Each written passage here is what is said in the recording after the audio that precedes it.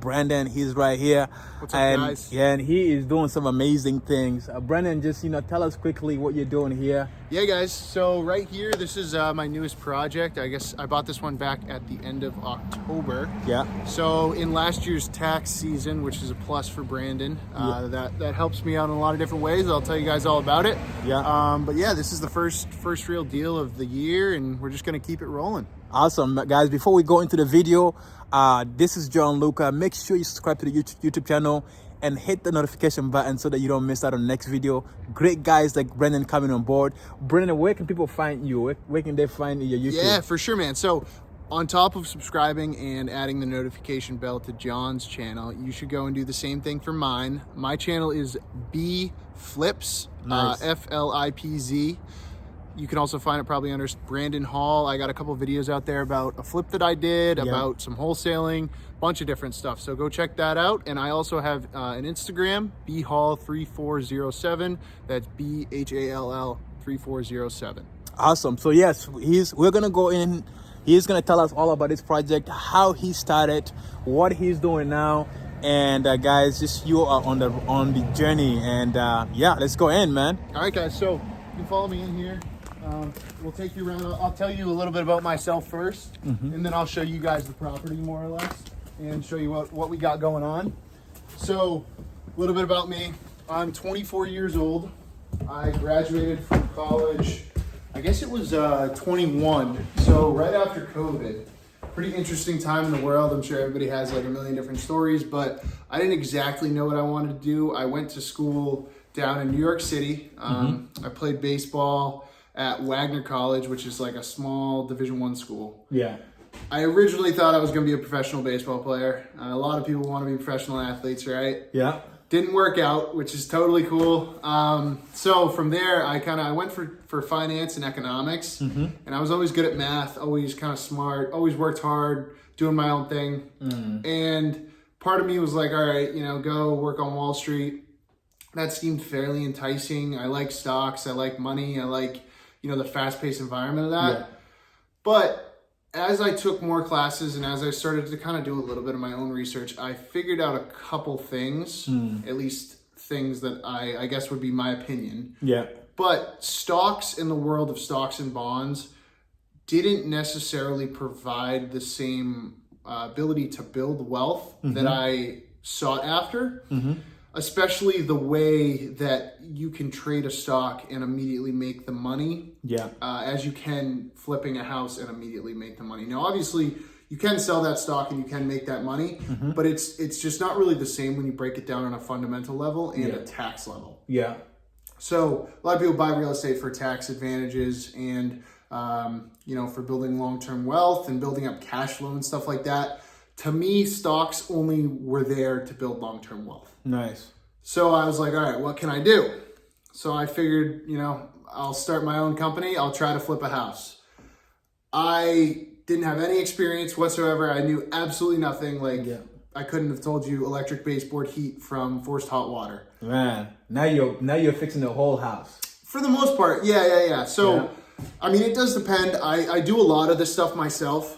I am lucky and I am blessed, as John would say, in one area, and that's my dad. He built houses for probably maybe a little over 10 years before he took a job at FedEx. Yeah. So he knows the ins and outs of how to build a house. Yeah. I think down in southern Maine, he built over 100 homes. Oh, man. So he was hammering nails all day long. So it kind of got me thinking, all right, I can kind of use his knowledge, right? I can work with him and help provide for my family, and hopefully I can not lose everything and I can make some money flipping houses, right? And that's kind of the thought everybody has, like, oh, I'll just go flip a house, whatever. It's no big deal. Yeah.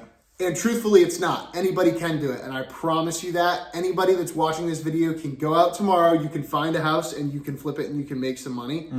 But there are many things that you have to learn along the way and you have to figure out. And that's kind of where it all started. I started reading books. I started listening to podcasts. Bigger Pockets is a big one. Sub 2, that's another big one. That's kind of a different avenue, but it's all in the same thing. It's all about real estate. Yeah. That's the cool thing about real estate is the different avenues you can take. Yeah.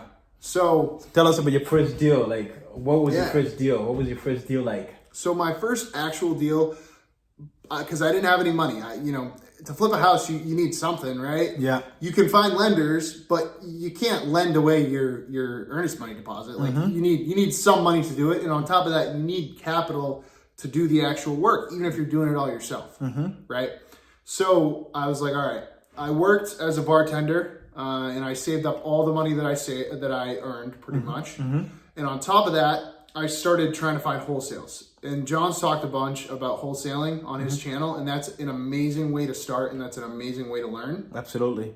And that got me in the door just walking properties and learning stuff. And there's so much you can learn just from walking one property. Yeah. Even talking to the seller. Because they all, like everybody has a story and they'll all give you pieces of information and you learn. And that's just the biggest thing about real estate is building your connections and learning. Yeah.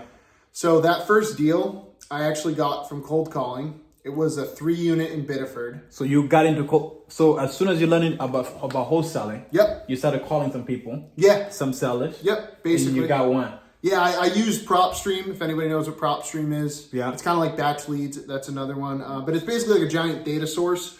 Pulls. I would pull lists, and I would sit down in my room, and I would skip trace them, which is where you basically like research a name and an address versus a phone number. Yeah. And so I'd pay 12 cents per lead, and I would use that, and then I would dial all 9 phone numbers that came up, and 8 of them would be dead, and then 1 of them would be wrong. And then you'd go to the next guy, right? And then I would roll through. I think last year I cold called a couple thousand people, either cold called or mailed or whatever it was. Yeah. Which isn't in the grand schemes a lot, but for one person doing it, trying to figure it out, it's not too bad. So I cold called this guy, went out, checked out his 3-unit, and right off the bat, I was like, okay, that sounds like it could be a deal. Yeah. He wanted $325 or something like that for a 3-unit in Biddeford, which at the time was probably worth about $450. Okay, so I'm like, all right, it might not be a deal, but it's worth going to check out. So I go, I check it out, and long story short, I got him to agree to $315 cash. Nice. So from there, I started out kind of going to Bigger Pockets meetups, and I used the realtor that I met there, Dan Weber, who's a great guy. And I had him run some comps for me, help me figure it out. And he was doing this knowing I was going to wholesale it. So he wasn't getting any money doing this, which was awesome. Wow. So he really helped me out. Again, going back to build some connections. And I sold that to a guy that actually went to the Bigger Pockets meetups. Tyler, his name's Tyler. And Tyler buys a bunch of stuff in Biddeford.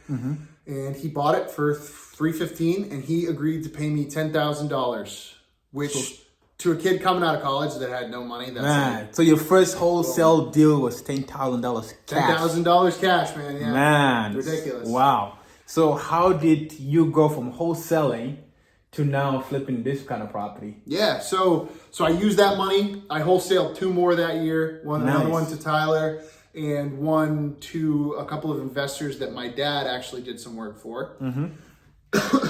And I used that money and I saved it up, and I was like, you know what? The next deal I find, I'm going to keep, or I'm going to flip. Well, whatever is easier. Yeah. So you put in the money that you got from wholesale deals. To a flip now. Exactly. So there's 2 kinds of flip, right? For anybody watching, there's wholesaling, which is quick flips, and then there is fix and flip. That's what he's doing now, right? For sure. Wow. Okay. Tell us about that now. Yeah. So that one was also in Biddeford. All 4 of those deals were in Biddeford, actually. Nice. Biddeford, if you don't know the Southern Maine market, Biddeford at the time was really up and coming, still is. So this was a 2-unit property. It was on School Street, and fairly good neighborhood, not bad, but the building was fairly screwed up. This was 2022? 2022, yes. Yeah. This was March 30th is when I actually closed this one. So I got this under contract for, I believe, $210. Yeah. The seller originally, they said, make me an offer. And this all happened through email. I actually got this lead from a letter that I sent the guy. Nice, man. And we emailed back and forth. He agreed to $210,000 because he had some serious problem tenants in the upstairs that I didn't necessarily know about. So that was his motivation of selling? Yes. Nice. Okay. So to me, I thought, oh, this is a killer deal. He just wants to get rid of it because it's a pretty tough building. Like it had some issues for sure. lo and behold, there was a lot more issues than I initially thought, as always happens when you're fix and flipping, right? So I bought the building on March 30th. First, right off the bat, I have to deal with an upstairs tenant and a downstairs tenant that I now have to evict or tell that they can't live there anymore. Okay? So you got on a contract for a wholesale deal. No. Well, I got it under contract and I just decided I was keeping this one and I was going to flip it. Okay, yeah, nice. Because I wanted to roll the $20,000 Cash that you got from wholesaling. right into a bigger fish. Yeah, nice, and keep nice. rolling and rolling. All right, yeah. So I took that money. Basically, I bought the building. I found a investor through networking, guy that I'd never met in my life. And I talked with him on Zoom and we kind of hit it off. We had some similarities, some connecting points, really nice guy. And he agreed to lend on this project. And he agreed to help me out in some different ways. And in exchange, I had to do the labor on this project. So I had to basically build sweat equity, which is essentially where you work and you build the equity. I see. Okay. Yeah. So that's kind of how I got my foot in the door. Because I didn't have much money. Yeah. But I did have the motivation and I did have the work ethic, which is pretty much all it takes. Yeah. And so I took that money, bought the building, and right off the bat, I had some problems. I had to evict 2 tenants. Okay. Yeah. So how do you do that? I have no idea. So I take it to a lawyer that my sister knew because she used to work at a law firm. Yeah. And he helped me out. He wrote the notices, basically the no cause eviction because they didn't have leases. Yeah.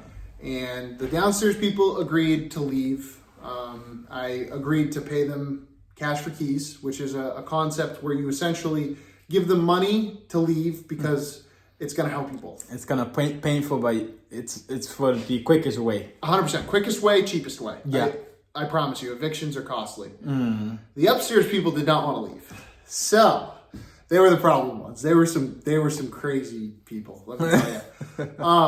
So I had to evict them. It took right around 2 months to get them actually out of the property. That's not too bad. Which is not too bad, but I was on my game, let me tell you. I was on top of that because I didn't want to deal with them.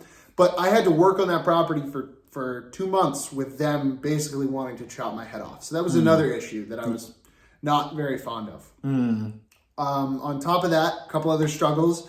I ran into some unexpected issues, as you always do with flips. I went over budget, not too bad, but maybe by a couple grand.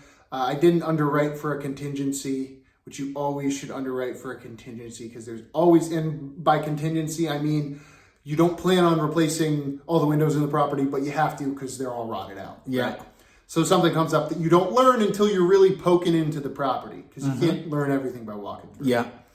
So that coupled with the eviction, it definitely was stretching my pocketbook a little bit and just stress. But all in all, I knew that I was going to make money on this deal all day long. Yeah. Like I said, I bought it for $210 and I put... What was the ARV? What was the after repair value? The ARV at the time was $350, I believe. Okay. $340, $350. And we thought we might get a little more, but always be conservative. Always be conservative. When I actually sold it, I closed, I believe, September 15th, give or take. And I sold it for $389. That's very good. I put in, and my loan was for, I believe, $230. So that included rehab. So my rehab, I think, was about 25 grand, give or take. Yeah. So I got paid a lot of money. Not all of it was profit, obviously. But my check after selling the property was around $130,000, which is just ridiculous. That is crazy. How much was that? Maybe in case someone didn't hear you, how much was that again? Yeah, $130,000. $130,000. That's more than a lot of people making. That's a young guy like this. Yeah. Just taking your chances. Yeah, 100%. Taking your chances. And like I said, all it takes is hard work. Everybody will tell you they work hard until it's time to work hard. Yeah. John, how many jobs do you have? To be honest with you, I've got a regular job where I work 9 to 5, or actually a little more hours than that, almost 12 hours, that I'm leaving the job in March here. On top of that, I've got a wholesaling company. I've got a flip going on. And so I can say I have more than 2-3 jobs when it comes to family and things like that.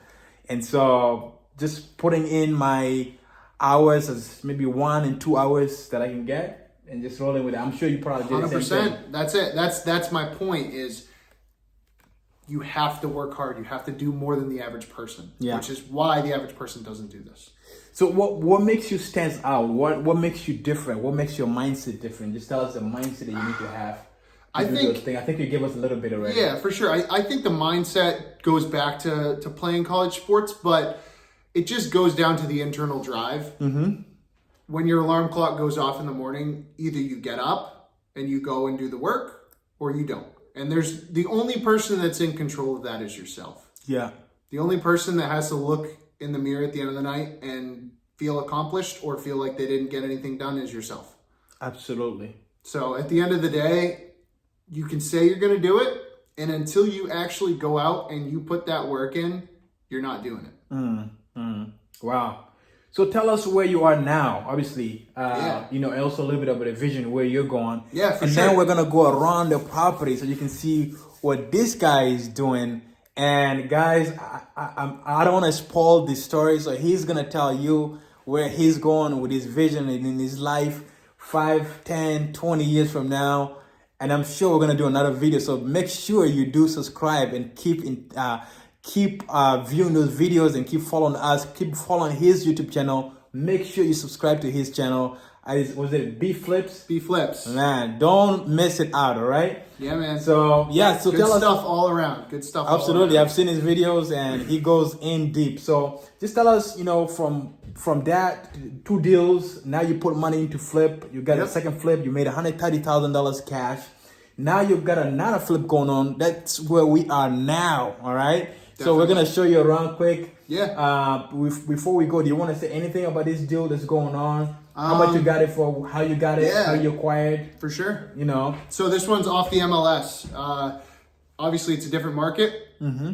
You can find deals on the MLS for sure. Depends on your market and where you're working, but there's stuff out there. This had fallen out of contract twice because of how bad it was on the inside. Wow. And so you guys will see with the location, but it's an A++ location. It's a duplex. It's very far and few between in this area. So I figured might as well go for it. I got it for $307,500. It's going to cost me about $60,000 to renovate, give or take. That's with me doing a lot of it. My dad does a ton of this work too, but I pay him obviously. And we're actually going to keep this one. This is going to be the first one in the B Hall portfolio. Nice. So we're going to keep this. Hopefully we're going to 1031 roll that into another property down the line, but nice. That could be another video of yours, John. 1031 exchange. That's an interesting. That's another one, yeah. So you're gonna do refinance. Yeah. It's almost a flip to yourself, essentially, and you get some money coming in as well. Yeah. But yes. So before we go in and show everybody around, where are you going with your vision? Yep. Where do you see yourself 5, 10 years from now? Yeah, for sure. Do you see yourself doing this? Obviously, you're doing this with your dad right now. Are you going to continue to do this, or are you going to hire people? Are you going to build systems? What's going on? So, big term goal is obviously to own more doors than I currently have. So, with this included, I'm going to be at 2. The end of the year, our year goal is 20 doors, quit our job, which I only work like 1 or 2 days a week anyways. Bunch of other stuff, but basically I want to keep growing my portfolio and I also want to keep flipping. Flipping gets you that active income. Okay. It's a quick way to build cash. It's awesome. But when you make that much money, you have to pay taxes on that much money and it's expensive. Okay. Wholesales are the same thing. Yeah. So I, being a finance guy, I want to figure out how to make the most money and keep the most money. Yeah. Okay. You do that by fixing flipping, being a real estate professional, which is a whole nother video, and having rental properties. Okay, that's how people build wealth. Absolutely. So eventually down the line, we're going to keep the train rolling. I do not always want to be the one swinging the hammer for sure. Okay, I don't even want my dad to have to be swinging the hammer. But I want to provide for my family. So I want, obviously my parents provided for me my whole life. So the fact that I'm able to give my dad constant work is super awesome and super empowering to me. So I want to keep giving him work. I want to make him a part of this company. And I want to share the wealth with, you know, everybody that's important in my family and to me. And eventually I want to break into developments and basically having a crew that I own, or own is not the right term, I employ full time. Manage. And, exactly. And I, you know, maybe have my dad manage them and I oversee it from the top. Absolutely. So that's the game plan, and we'll just keep the ball rolling into 2023 here. Absolutely. Absolutely. Wow. So show us around and show us what you've done personally. And so, yeah. So I guess we'll start right here. This is the downstairs unit. 3-bed now. It was originally a 2-bed. I'll show you the bedroom that we added. We're going to have to take this light around with us because there's not great lighting at the property currently because I've had electrical work and basically they've taken a lot of the fixtures out. So real quick, this doesn't work either. This is the bathroom. We're going to tile this floor. We're going to tile this shower. Basement's downstairs. We don't need to go down there, but I did put in a brand new hot water boiler, which is going to fuel this bottom unit. Nice. I'll show you the upstairs heating system when we get up there. And I also put in 2 hot water heaters. So everything is going to be separate. When you own rental properties, it's better if you have separate utilities. Okay. So we separate that by having heat separate down here, heat separate up there, and separate water heaters and electric meters. Okay. So we got, this is the bathroom, like I said. This is the living space for everybody. We have paint throughout. We have new trim work throughout. We cut that open there because there was not a lot of daylight coming into the kitchen over there. So we cut that open, made it a nice finish. Repainted all these ceilings. These were all so yellow with the cigarette smoke. Yeah. New windows. We're going to redo the floors, everything like that. Nice. So turn this around here. This is the new bedroom that we added. So this is bedroom number 3. Okay. New windows all throughout. What's that going to do to the value of the property? So that's going to do something in both the. So this is a residential property.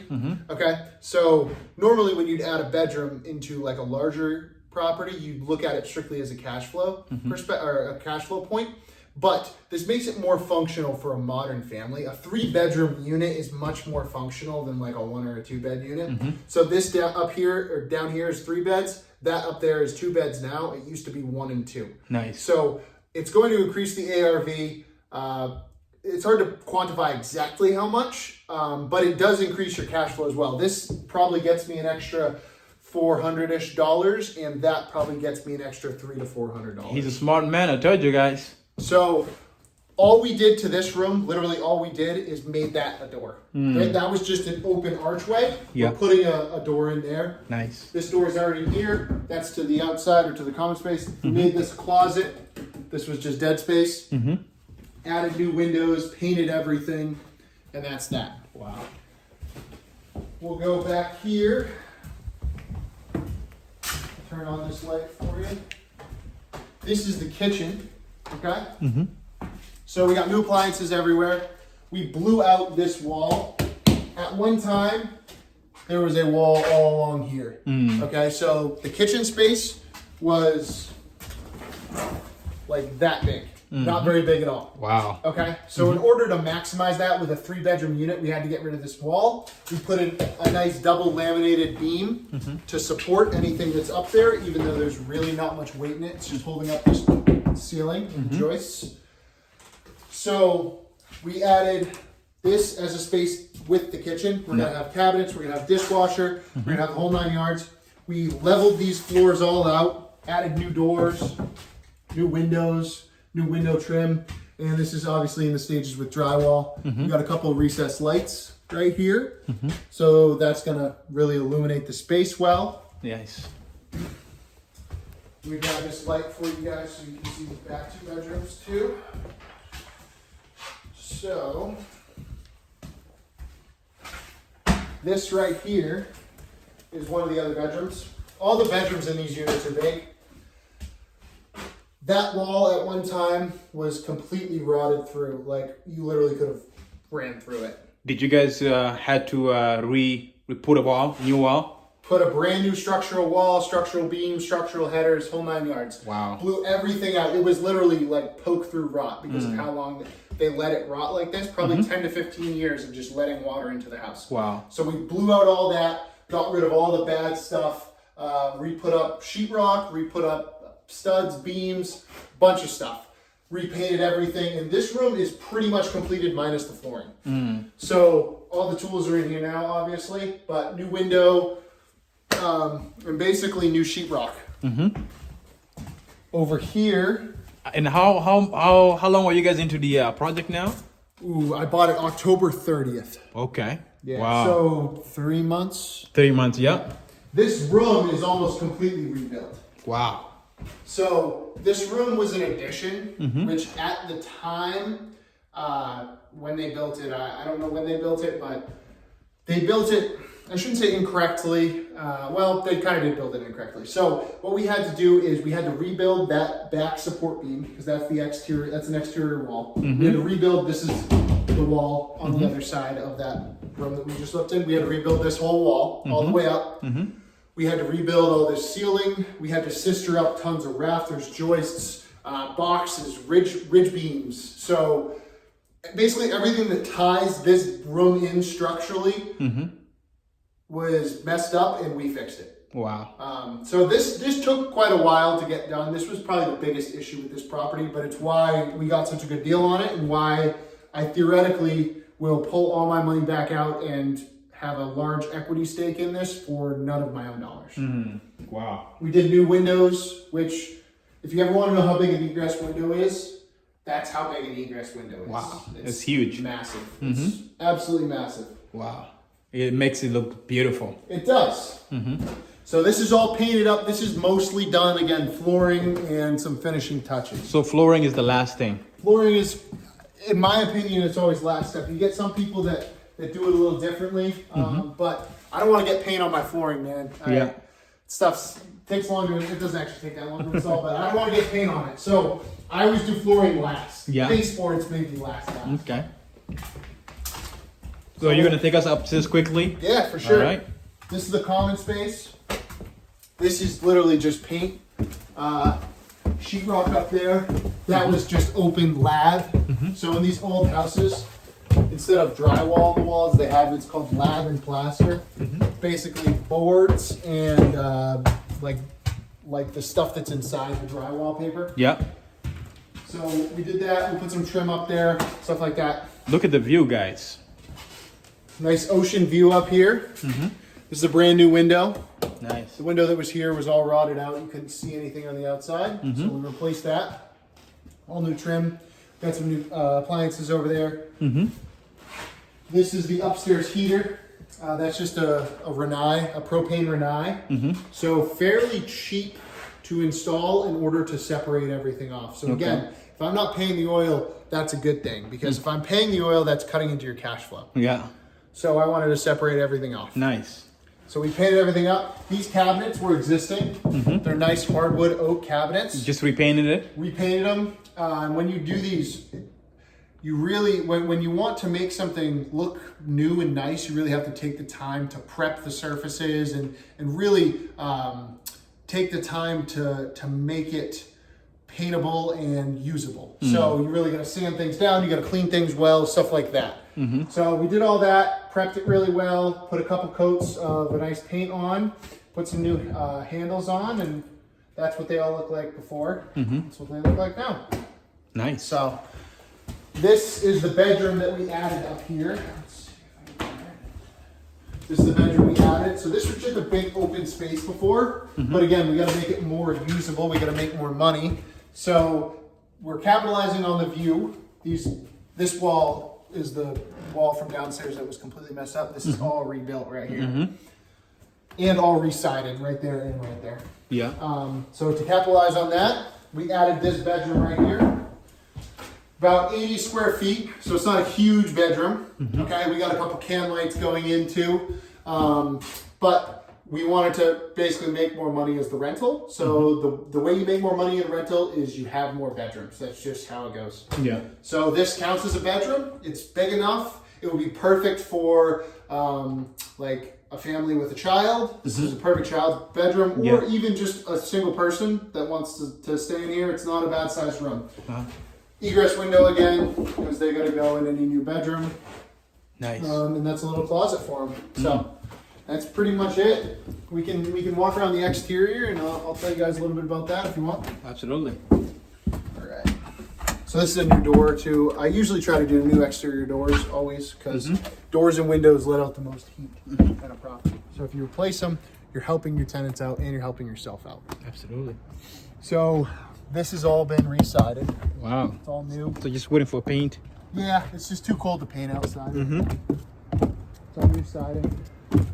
That's the propane, obviously. That's a new line they ran. That's a new exterior door. Nice. A bunch of these clapboards have been replaced as well. You can't tell because I got to paint most of the front here. Yeah. But it's just some of the back I ran out of time. So you got all the big windows, huh? Oh yeah, man. Nice. And again, you would have to consult your local codes office, but when you're adding a bedroom or when you're replacing a window and you're changing the framed opening, if it's a bedroom, I would say 9 times out of 10 you have to make an egress window, and those are egress. That's how big egress windows are. They are ridiculously large. Okay, which I complain about it, but it does make sense for a firefighter to have to get in there. It has to be big. Yeah. So just make sure that is one thing that can screw up a project. If you put a wrong window in, you have to cut out that big opening. It's a pain. So you really got to be on top of that stuff. But that, just some new trim work. There's new metal trim all around. I like to do metal trim on my buildings just because it's a lot easier to cover it up than to have to scrape and paint all that. So this has all been scraped and painted. I put in this foam board, help with insulation. I put all that rocks in to help with drainage because this house had a serious drainage problem. Is there any land here? What's up? It's a little bit of land. Yeah, not bad. Little backyard for Yeah. staying here. Beautiful house, man. And then this is where